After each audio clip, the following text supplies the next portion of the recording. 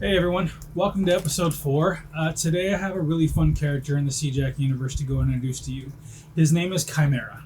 Now, Chimera is basically a play on my creative conscious, and the name comes from obviously the mythical creature, the Chimera, which is defined as an imaginable, impossible creature, which as an artist, I'm always striving to reach those goals of attaining some type of originality. So today, what I want to go over as I'm going through the video is kind of talking to the artists out there. I meet a lot of you at the conventions, and we all have great conversations. I just want to talk about maybe attaining that next level of you. I think sometimes as an artist, we're so self-conscious. So I kind of want to maybe shoe in some light to help you out and maybe attain that next level of awesome. All right, thanks for sticking around. Appreciate it. Alrighty, everybody, welcome back. All right, so we've got a fun character today. I'm really stoked about this character specifically because he is one of my favorite renditions in the C-Jac universe. Today we have Chimera. Chimera is obviously a mythical creature, one that never existed, one that we have stories about, and it's just this really impossible, dreamed, imaginable character. And I thought it'd be fitting to name the creative conscious version of Jack Chimera.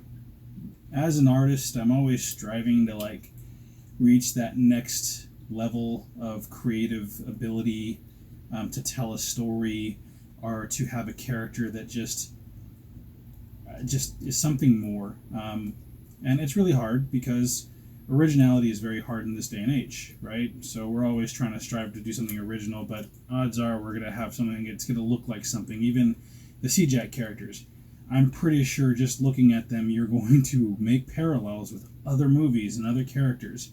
I guess the biggest leap of faith is doing a character and writing them in a way and making them look in a way where it's intriguing enough, but they're written in such a way where you can literally tell them apart. You know there's a firm difference in that character, and when you think about him, the comparison really isn't there. There's the, yeah, it's similar to that, but this character is just his own.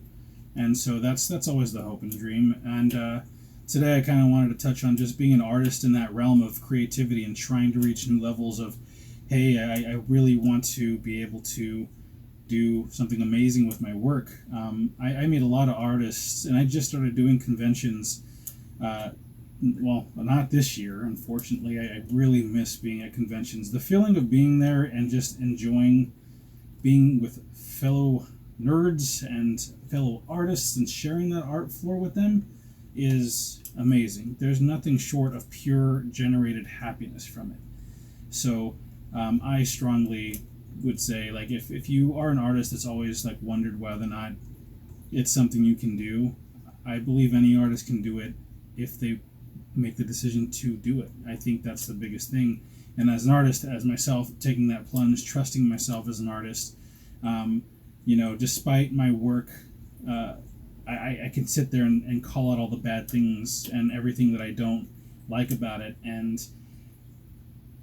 it's excuses. I can make as many excuses as I want, except for money. That's always a hard part. They are expensive, but it's an investment into yourself and into your future.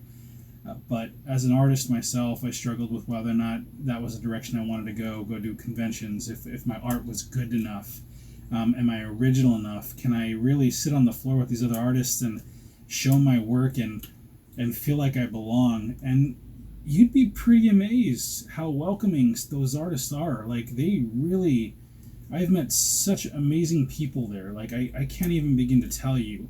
And my first convention was LA Comic Con. I did that one 2 years ago. That was my first convention ever. And I will tell you 100%, I was nervous. I was so, I was wrecked. And it was funny because some of the artists I met, they were like, you seem nervous. I'm like, yeah, man. I don't know how this is going to go. I don't know how I'm going to handle people walking past my booth and not even taking two looks.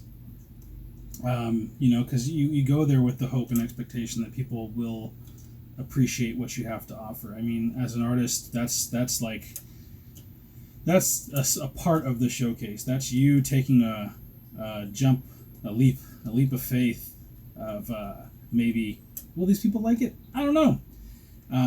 But honestly, it was the best plunge I've ever taken because I've never been more happier in my life just being there and enjoying the experience. And it's kind of funny because you just being there and enjoying that experience, people will resonate with that. They'll vibe off you and they'll go for it. So it was a really great decision on my end to finally go and do conventions and to experience that life. So, I mean, it's hard because, again, as an artist, we are our worst critics. Your creative and your nature of the imaginative impossibilities that you have in your head, we always second guess ourselves. But I think one of the biggest questions I would want to pose to you as an artist who jumped into doing conventions and selling his work, and I've been successful. I've been really grateful that my first convention I broke even financially, because that's obviously a concern, right? Is it gonna feed me? Is it gonna put money in the bank so I can be okay, or is it even gonna pay me back what I invested? I broke even my first convention, and I didn't even expect that. And then after that, I started actually making a little bit of money, and I left the conventions with a little bit extra in my wallet, and that was amazing to me. I had no expectation for that. But you'll never know unless you try it. You'll never know unless you make the jump and you see if it's something that, one, you love and you get the vibe off of it, and two, you're willing to challenge yourself to be put out there and take the criticism and take people looking at your work. And some people are going to pass you straight up. Your work's not going to please everyone. You're going to sit there and figure. It's just it's a fun thing to go through. It's also nerve-wracking, but it's worth the experience. So as one artist talking to the other artists who just trying to get out there and show people what we can do. Get out there and try it. You're not going to lose anything by trying it.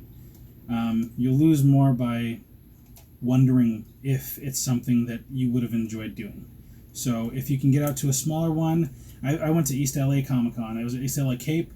Check that one out. It's a small, amazing little venue, not too expensive. Give it a shot. I challenge you.